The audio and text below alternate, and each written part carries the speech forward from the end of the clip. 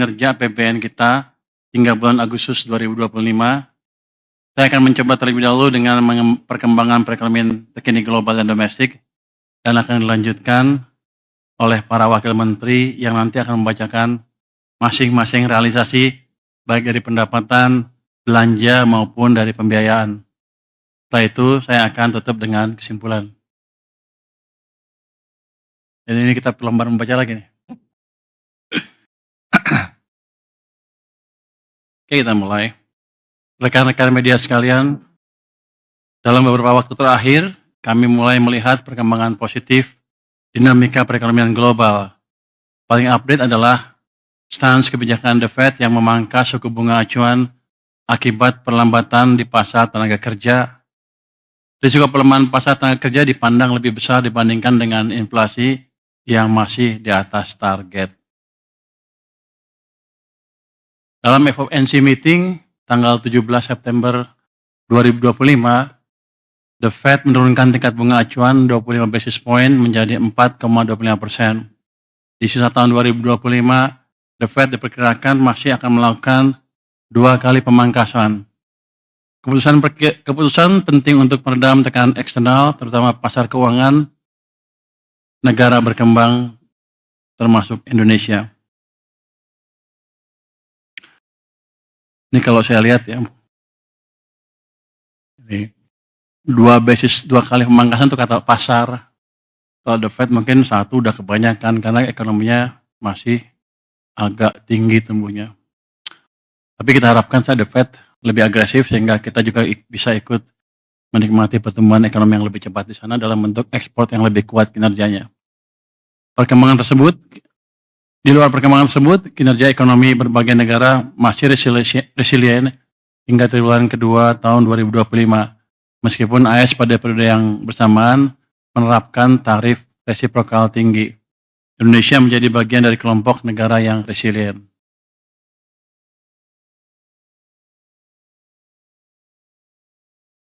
Dengan berbagai latar belakang global tersebut, IMF merevisi ke atas outlook ekonomi global. Ini kita nggak boleh komentar ya. Mencerminkan optimisme yang mulai menguat. Indonesia termasuk negara yang mengalami revisi ke atas dengan pertumbuhan ekonomi diproyeksikan naik menjadi 4,8% pada 2025 dan 4,7%. Dinaikkan ke 4,8 dari 4,7% sebelumnya. Saya pikir kita akan lebih dari situ ya. Even tahun ini pun akan di atas 4,8%. Namun demikian, global masih dihadapi ancaman tensi perang dagang antara Amerika Serikat dan Tiongkok. Dinamika ini menjadi faktor risiko yang perlu terus dipantau dan dimitigasi. Kita harus waspada terhadap situasi yang terjadi di global dengan berbagai ketidakpastian global seperti volatilitas pasar keuangan, harga komoditas, serta ancaman geopolitik dan cyber. Indeks ketidakpastian kebijakan global dalam tren menurun sejak April tahun lalu, namun masih terus diwaspadai karena dinamika kebijakan tarif resiprokal AS masih sangat tinggi, terutama dengan Tiongkok. Dengan latar belakang tersebut, volume perdagangan global diperkirakan masih mengalami penurunan. Dari sisi inflasi, tren ke depan diperkirakan mengalami penurunan, memberikan ruang untuk berlanjutnya tren penurunan suku bunga global ke depan. Volatilitas pasar saham dan obligasi internasional masih berfluktuasi kalau kita lihat di sini ya. Dengan latar belakang tersebut, meskipun tekanan sudah mereda dan kita optimis terhadap kinerja positif domestik, kewaspadaan terhadap risiko global tetap perlu dijaga dan dimitigasi. Kalau kita lihat harga komoditas masih amat berfluktuasi, batubara mengalami penurunan akibat permintaan global yang melemah, sementara harga minyak Brent justru naik akibat ketegangan geopolitik Rusia-Ukraina. Secara year on year, batubara mengalami kontraksi 21,1% dan minyak mentah 14,8%. Di sisi lain, harga CPO meningkat didorong permintaan kuat dari India. Untuk logam, harga nikel masih melemah akibat kelebihan pasokan, sedangkan harga tembaga relatif stabil setelah sempat turun karena isu ancaman tarif Amerika Serikat. Secara year on year, CPO tumbuh 16,6%. Untuk komoditas logam, harga nikel kontraktif 11%, sementara tembaga tumbuh 3,6% secara year on year. Perubahan harga komoditas tersebut berdampak pada kinerja ekspor impor Indonesia. Ekspor sangat terbantu, salah satunya kinerja hilirisasi yang terdongkrak ekspansi harga nikel. Dengan membaiknya situasi global, aktivitas manufaktur dunia kembali ekspansif. Wilayah Eropa untuk pertama kalinya sejak pertengahan 2022 kembali mencatat ekspansi. Sebagian besar negara G20 dan ASEAN 6 juga menunjukkan pemulihan yang cukup solid. Kalau kita lihat tuh gambar yang paling kiri atas, PMI global naik di posisi sekarang 50,6. Dan kalau kita lihat trennya tuh kayaknya positif terus. Jadi ke depan sepertinya akan membaik terus. Yang tengah untuk manufacture beberapa negara di G20 juga itu kelihatannya naik. ASEAN juga sebagian besar mulai naik. Jadi Indonesia juga yang merah, Indonesia tuh yang merah tuh udah naik di atas 50 lagi, 51 lebih ya. Jadi sepertinya global tidak seburuk yang ditakutkan selama ini. Mereka mulai recover, dan kalau hitungan saya nggak salah, recovernya akan lama. Siklus bisnis itu kan Amerika tuh 10 tahun. Mereka mulai ekspansi 2023, harus sampai tahun 2030 akan aman. Jadi inilah environment global yang kita hadapi ke depan. Kalau kemarin-kemarin kita takut, sekarang harusnya berani. Apalagi emang domestic demand kita juga kuat. Jadi satu, ketidakpastian global walaupun masih ada, sudah jauh berkurang dibanding sebelum-sebelumnya. The fact bahwa the Fed nurunin bunga itu akan memberikan stimulus tambahan ke perekonomian Amerika yang biasanya akan diikuti oleh perbaikan ekonomi negara-negara lain, termasuk Cina, Jepang, Korea, dan kita juga. Karena biar gimana Amerika masih merupakan mesin pertumbuhan utama ekonomi dunia.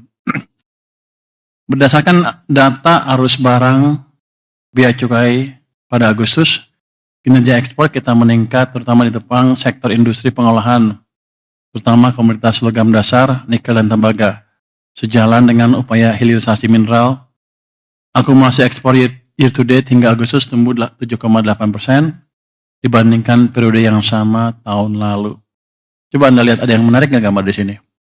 Itu yang sebelah kiri atas, yang neraca perdagangan kumulatif, artinya Januari sampai Agustus tahun 2005 dibanding tahun 2024, tumbuhnya 52,3%. Ini pertumbuhan yang amat spektakuler. Walaupun orang bilang katanya karena mau ada tarif, mereka ini duluan penloading. Tapi kalau saya lihat tetap aja tumbuh. Nanti ini menunjukkan bahwa globalnya nggak jelek-jelek amat. Anda lihat tuh tumbuh 52,3%. Jadi sekarang kita tinggal fokus menjaga domestiknya seperti apa. Next. Nilai tukar rupiah, kita lihat berada pada level 16.498 per US dollar pada 19 September 2025, melemah 3,% year to date. Utamanya kemarin karena keributan itu ya. Jadi sebagian orang takut, dan harusnya sih ke depan akan semakin membaik karena modal asing ke pasar saham sudah masuk cukup signifikan, dan harusnya prospek ekonomi kita juga akan terus membaik. Anda lihat currency risk spread yield antara SBN dengan US Treasury itu menurun terus. Kalau di bulan Januari itu 4,57, sekarang sudah turun ke 4,2, yang bawah ya, 240, sekarang turun ke 216 basis point. Ya nggak turun banyak, tapi saya pikir cukup baik di tengah gejolak domestik, utamanya yang kemarin-kemarin itu kan spreadnya sempat naik kemudian turun lagi. Jadi cepat sekali kepercayaan investor recover setelah keributan beberapa minggu yang lalu. Dan counter risk juga terjaga dengan cukup baik kalau kita lihat spread, yield, SBN, USD, dan ini yang kiri kan ini, yang kanan adalah SBN, USD, dan US Treasury, dolar to dolar.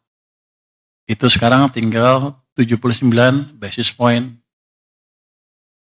Kalau kita lihat historically, ini amat rendah dibanding biasanya.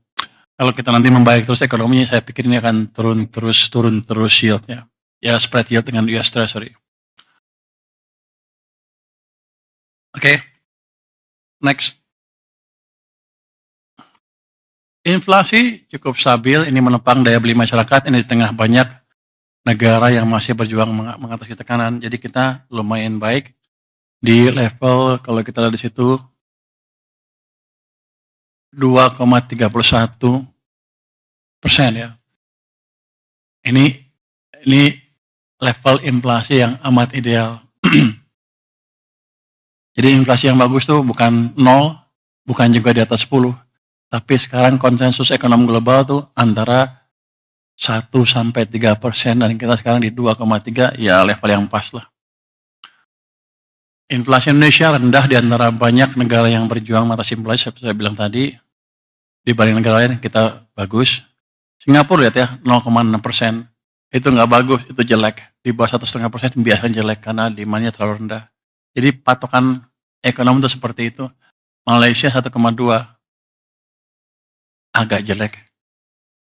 Kita lumayan lah, kita ideal. Kalau bisa dijaga terus sekitar 2-3 itu akan bagus sekali buat ekonomi kita. Oke, next. Kalau kata siapa zaman dulu? Gubernur Bank Sentral Amerika yang terkenal siapa? Greenspan.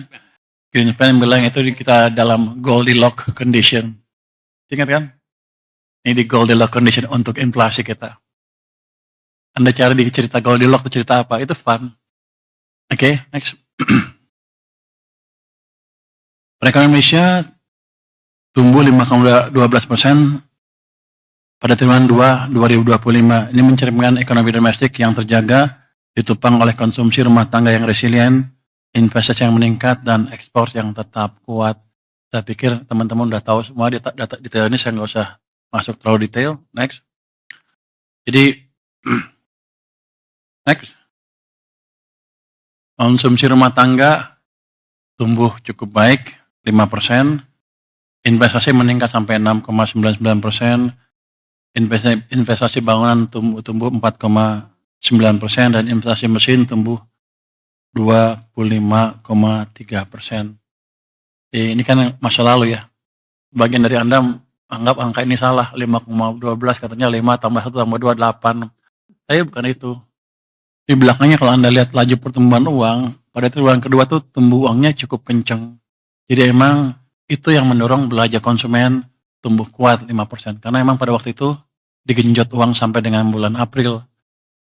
Ada delaynya April, Mei, Juni, Juli. Biasanya 3 bulan. April, Mei, Juni, Juli, habis. Mei digenjot lagi ke bawah uangnya sehingga uang melambat sehingga kita mengalami pelambatan ekonomi setelah itu. Tapi triwulan kedua angkanya memang seperti itu, tidak ada manipulasi BPS. Kalau yang nyangka-nyangka itu ekonominya nggak berapa ngerti. Boleh ngomong gitu? Menteri Keuangan boleh ngomong gitu kan ya? Jadi lihat juga supply uang pada waktu seperti apa. Slide 12. Sektor manufaktur sebagai kontributor ekonomi terbesar kembali menguat dengan pertumbuhan mencapai 5,68%, tertinggi sejak tahun 2022. Jadi manufaktur kita di Q2 sudah mulai recover. Mungkin Q3 agak melambat sedikit, tapi Q4 pasti akan tumbuh lebih cepat lagi sesuai dengan perbaikan ekonomi dan perbaikan demand karena supply uang ditambah di sistem perekonomian. Next. Berikutnya. 16. Pertumbuhan ekonomi terdistribusi dengan baik ke seluruh wilayah Indonesia. Pulau Jawa tetap menjadi kontributor utama perekonomian nasional dengan pangsa PDB sebesar 59,6% dan pertumbuhan mencapai 5,2%. Jadi kalau kita lihat sebetulnya kalau pangsa tuh jarang perubahannya lambat sekali. Kita lihat pertumbuhannya aja deh. Itu Sumatera tumbuhnya 5,0% di triwulan kedua, Kalimantan 5%, Sulawesi 5,8%, Papua 3,3%, Bali dan Nusa Tenggara hanya 2,8%. Jadi kita tahu kelemahan kita di mana, nanti itu kan kita perbaiki Bali, Nusa Tenggara, Papua, dan Nusa Tenggara ya. Oke, next. Berikutnya.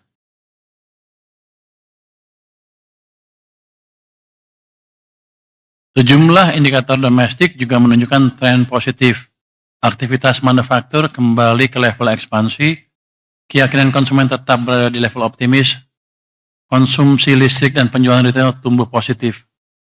Penjualan semen yang menjadi salah satu indikator investasi bangunan juga menunjukkan perbaikan dalam 2 bulan terakhir.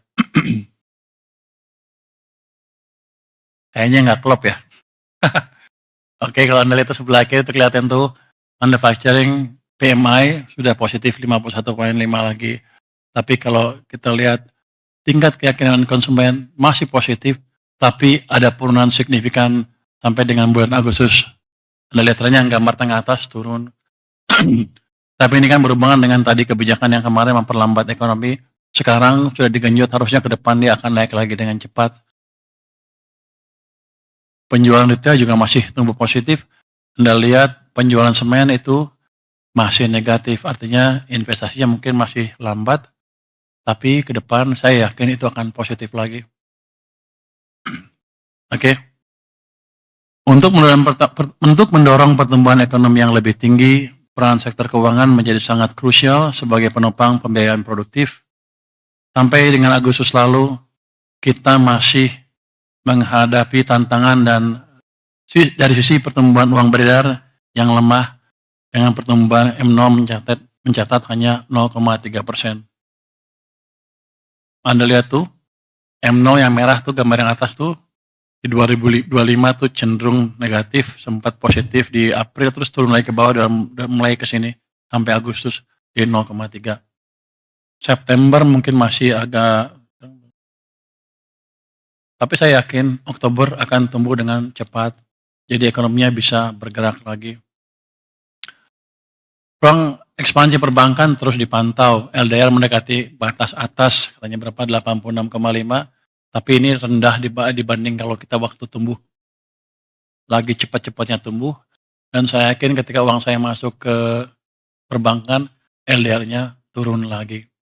Jadi bank mempunyai ruang untuk memberi pinjaman, untuk membiayai ekspansi ekonomi yang lebih cepat ke depannya. Jadi kita udah set semuanya supaya kita lebih cepat ke depan. Next. Oh, udah ya? Ini masih saya? Oh, masih 16.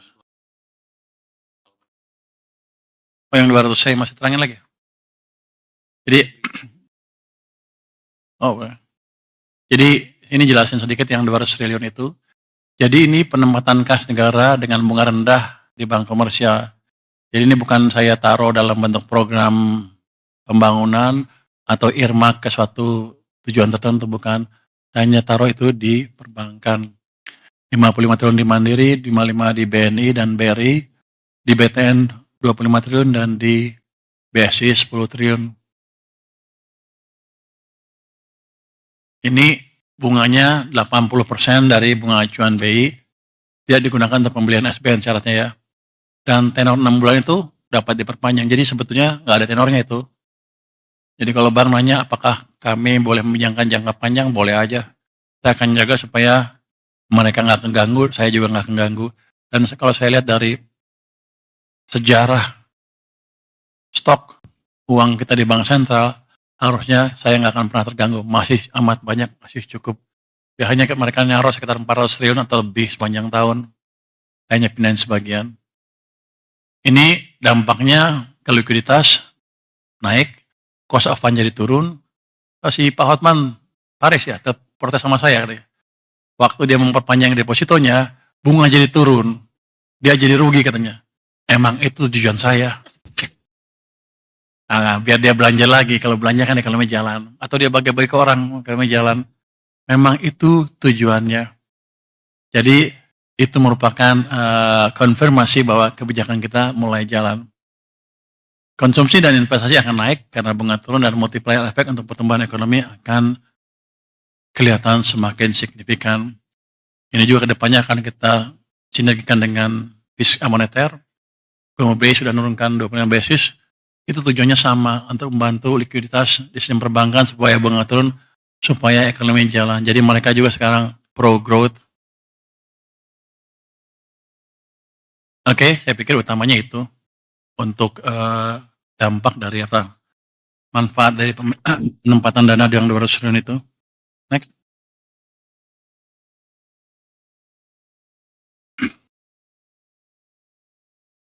Ini Danantara katanya, kalau Danantara hidup katanya akan bisa memberi dorongan tambahan ke ekonomi. Yang di bawah kiri adalah kontributor investor terhadap investasi. Kita harapkan nanti di tahun 2026 investasi mencapai 7.450, di mana swasta 6.200, BUMN dan antara 720, dan pemerintah 530. Yang Anda perhatikan ke depan adalah di tahun-tahun mendatang kontribusi dan antara akan terus ditingkatkan, walaupun saya lihat ini masih sedikit ya, masih malu-malu mungkin. Tapi saya yakin ke depan kalau udah jalan, dia tumbuhnya akan lebih cepat dari sekitar 980 triliun di tahun 2029.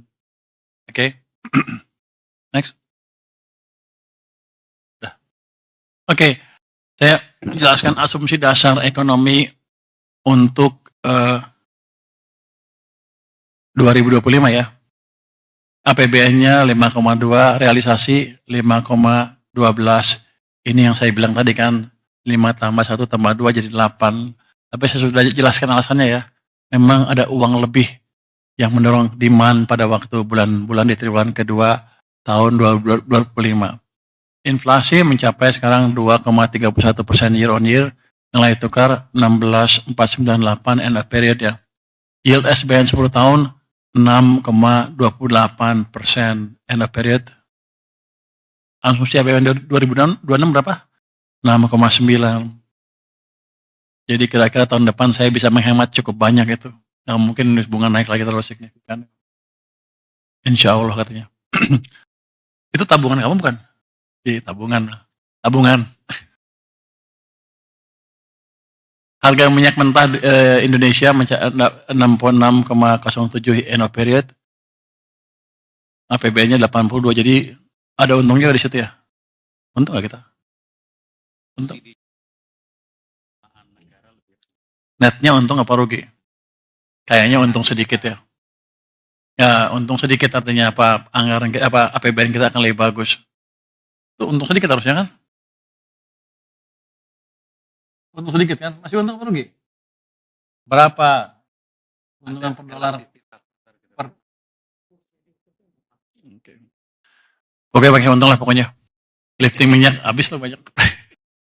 Banyak ngitungnya dia. Lifting minyak 575,4 di bawah asumsi.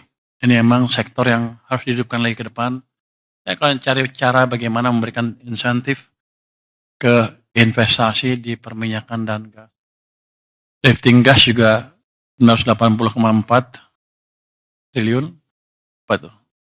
Bukan ya? 180,4 ribu, oh ya. Ini oil equivalent ya, di bawah asumsi juga.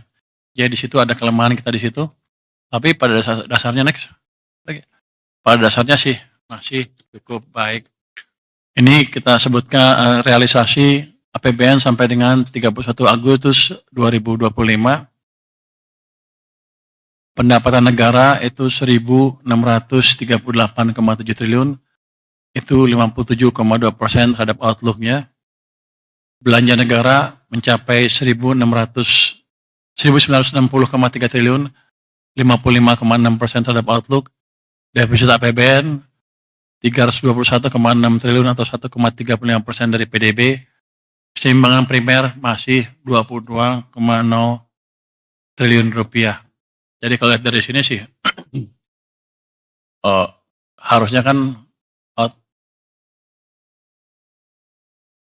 harusnya kan negatif keseimbangan primer sampai dengan akhir tahun. Jadi masih ada, ini indikasinya adalah masih ada belanja pemerintah yang mesti dipercepat lagi supaya keseimbangan perekonomiannya sesuai dengan desain waktu kita buat anggaran untuk tahun 2025. Oke, mungkin itu dari saya. Untuk bagian selanjutnya saya serahkan kepada para wakil menteri untuk menjelaskannya. Silakan. Siapa dulu? Terima kasih Pak Menteri. Teman-teman media semuanya, kita lanjut